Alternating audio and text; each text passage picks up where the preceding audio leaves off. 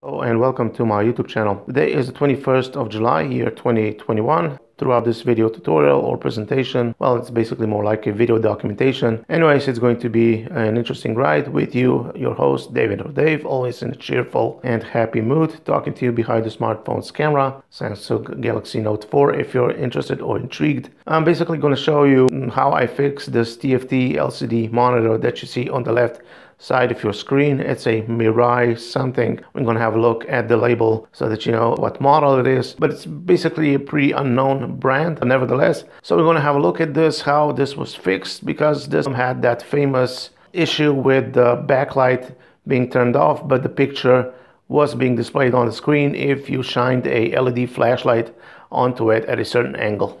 Like I recorded the video at different days for the Dell Inspiron 1525 video troubleshooting or diagnosing the issues with the adapter not being correctly recognized in the BIOS and the batteries not being charged as well. So this video too will go or undergo this process. I'm probably not going to record it in one full swing, so the video is going to be recorded at different days, hopefully at the same time, so that I'll be able to maintain the same level of, you could say, brightness or crispness of the picture throughout. Well, in the coming days, sunny weather is forecasted, so hopefully I'll have that luck.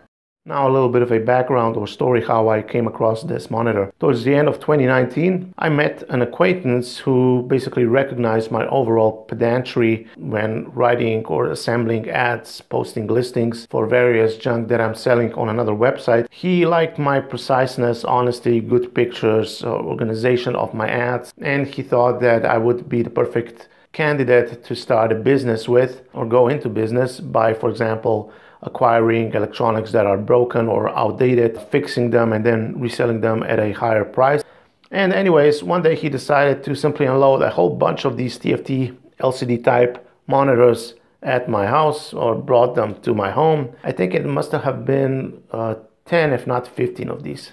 At that time, I wasn't as skilled in fixing electronics as I am now, even though still to my own standards I consider myself a novice, a noob. But nevertheless, I was able to fix at least 2 monitors, which is, well, you know, pretty good achievement, even though it's a, you could say, 20% success rate if we're taking consideration that I had about 10 monitors. If it was 15, well, the percentage is lower. Anyways, and out of those 2, one was a SyncMaster 740N model, if I'm not mistaken. I also had the opportunity to fix a HP monitor. Can't really recall at the moment what was the model. It was pretty good, a gaming type monitor or screen. I think it had a broken ceramic 3 kilovolt capacitor, ceramic type, broken on the high voltage side. I replaced it, but the issue with the backlight not turning on didn't go away, so I'm really sad about that. Repair didn't go well. And I also have a third monitor that I have decided to keep for myself, a Philips type. I'll add the model in the subtitles when I'll be doing the post-processing. That is a video that I'm planning on making as well, because that process is still ongoing. It's not finished. Because, well, even though I have replaced all the original seemingly bloated electrolytic capacitors with new ones, or basically they were used, the issue still remains, but that is a topic for that particular video. So this monitor was fixed, had that issue with the backlight not turning on, even though the picture was displayed on the screen if you shined with a LED flashlight onto it at a proper angle. So in this video, first we're going to test this monitor, that it works, and then I'm going to take it apart and show you basically what I did. And I'm going to test the screen using the Dell Inspiron 1525 laptop. So this is the laptop that had the issue with the DC input jack port, the middle pin contacts not being fine. I thought it would make a perfect candidate for this video as well, to give him a sort of a extended red carpet treatment. So first we're going to have a look at the monitor at a couple of angles, then we're going to connect it to the laptop, and I'm going to show you that it works. So I'm just going to give you the usual 3 to 5 second angle shots, still frames, and we'll see how it progresses. It comes with a nice stand. Here on the side you have some controls.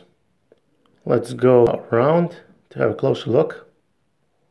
And these are the controls. I mean, it's sad I had to turn on the desk lamp in the middle of the day. The lightning is already fading, So the video will probably become a bit more blocky because the camera cannot really focus well. Anyways, I'll try to maintain this as good as I can. The top side.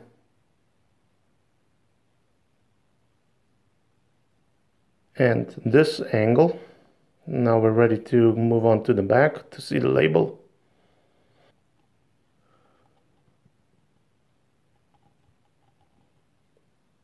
So this is the model.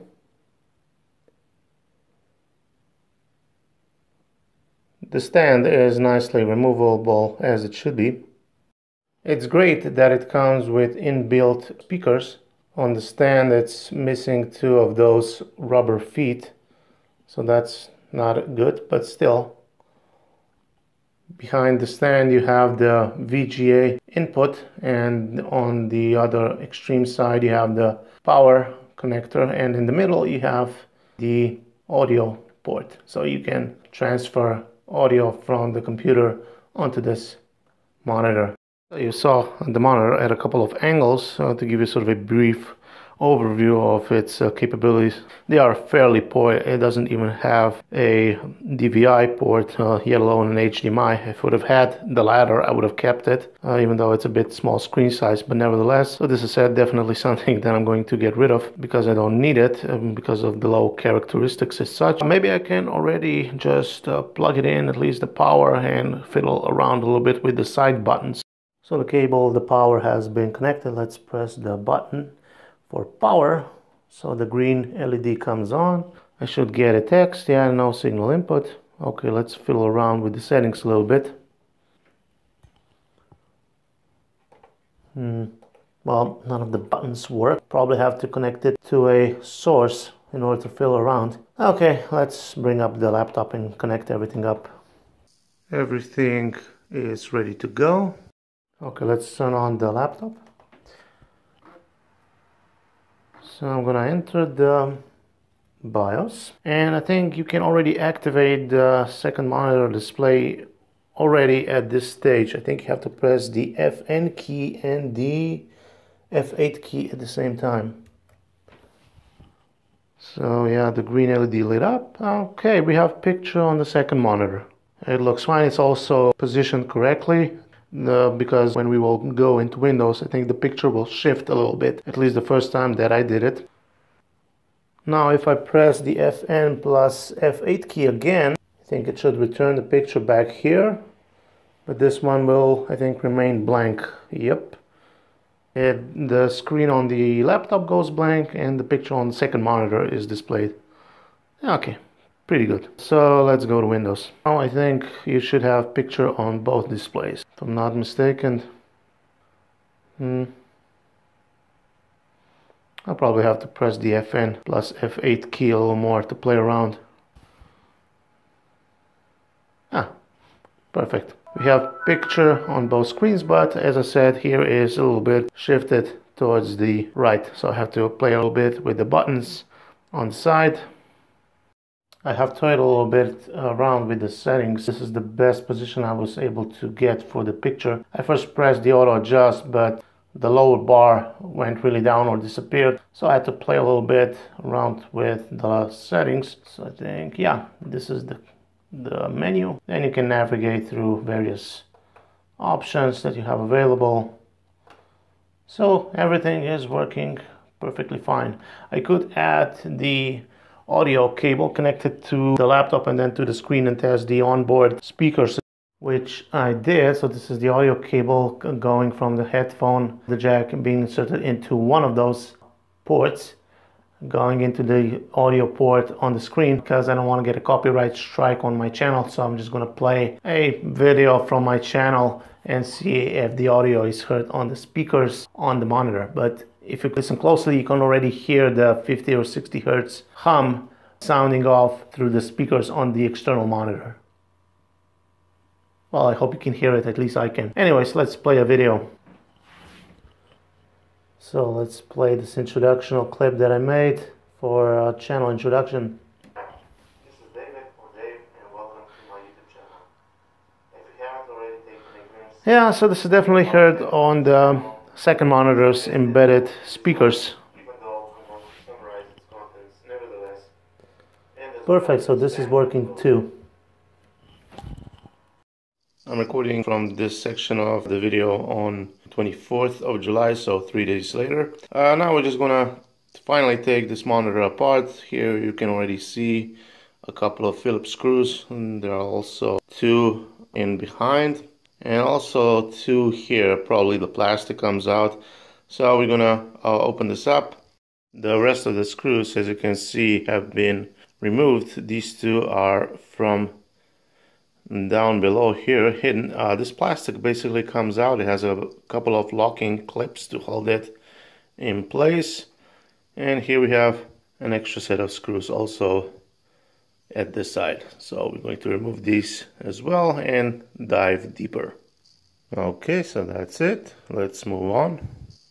The plastic cover pops up fairly easily here, and here you have smaller retaining holes that you go underneath with a flathead screwdriver and just sort of lifts off. So now let's have a closer look at the board, or basically the interior. So here we have the embedded speakers going on to this board, or the control board, with some buttons. These are the wires for the CCFL tubes going into the power board, and this is the board for the actual screen. You have a couple of flat or flex cables.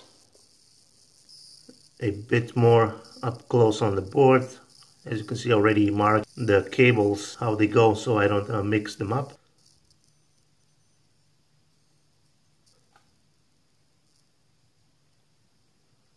So it looks pretty fine, preserved. Also marked the wires for the CCFL tubes, how it's supposed to go, so I don't make a mess over here as well. A snapshot of the label a little bit. Now in order to get access to the board where I did the repairs, you just basically need to remove or unscrew the last 4 Phillips screws and we are in. I forgot, you also need to remove these 2 Phillips screws and these for the VGA. So then just this simply lifts out and voila, we have access to the board. So these are both boards. Naturally, this is the power board and this is the other logic board. So as you can already probably see here, these markings on the top of the canister of these electrolytic capacitors. These are basically the ones that I replaced, not to mention this one, which I have positioned it at a bit of an odd angle. That is because here you don't have, or I didn't have enough space, so I decided to put it in this position. So basically I replaced 1, 2, 3, 4. Only 4 electrolytic capacitors. Brilliant. And this was the only fix that needed to be done. A bit more up close on the logic board, especially the numbers on the PCB and the text on the 2 chips. Very interesting. Yeah, so usually when you have a backlight issue with your monitor, most likely the issue is located on the power board and not on the logic board. So as you can see, I also added a little bit of a tick on this electrolytic capacitor on the top side of the aluminum canister as well. That's sort of just a personal note to myself that this was opened and repaired by me, a little bit of a reference. Yeah, so this is it. Also added some text on the board here too. Yeah, this is just sort of a guideline for me that I know that I had tampered with this. While on the topic, let's also discuss a little bit about repair. Basically, when you're replacing the electrolytic capacitors, I think there are basically 3 rules that you go by. You can add replacement capacitors that are of the same voltage, same capacity, or higher voltage, same capacity, or higher voltage and higher capacity. That will definitely prolong the lifetime of the capacitor, as well as also choosing good quality brands and not cheap ones. Because, for example, if you choose a higher capacity and or higher voltage type of capacitor, that doesn't mean that will be charged beyond the voltage, you could say prescribed by components prior on the board, it will just reach a certain level of charging. It won't go beyond that. So if the original capacitor on the board was a 16 volt, let's say 470 microfarads, and you add a 50 volt capacitor that is, let's say 1000 microfarads in capacitance, that doesn't mean that the capacitor will be charged to 50 volts and to 1000 microfarads. It will only go to 16 volts and 470 microfarads of capacitance, and that will definitely prolong its lifetime, because the other components on the board limit how much current or voltage will be passed on to the next components. Basically, we are at the end of this video tutorial, or most likely just video proof or documentation how this monitor was fixed, the issue with the backlight not turning on, by just simply replacing 4 electrolytic capacitors. I can't really recall at the moment which strategy did I use. Did I go with the option 1, 2, or 3? But anyways, the issue was resolved happily and successfully, so that is good. So I'm finally in a position to get rid of this monitor and hopefully make a nice profit.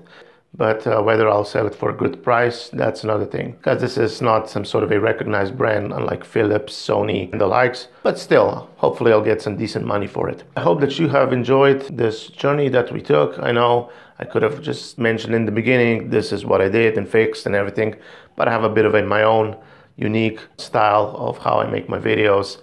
So I hope that you don't mind that. If you have any questions, suggestions, and everything like that, just leave that down below in the comment section, which is open, and you're always invited to a civil discussion. If you haven't liked the video, please do so. If you want to share it, no issues here. If you want to subscribe and you are basically a new viewer, please do so. Well, if you're an existing subscriber, well, thank you for staying with me so long. Today has been the 24th of July. Started recording this video on the 21st, but still managed to pull through. So this has been David or Dave, and we'll see you in another tech-based video. Bye-bye.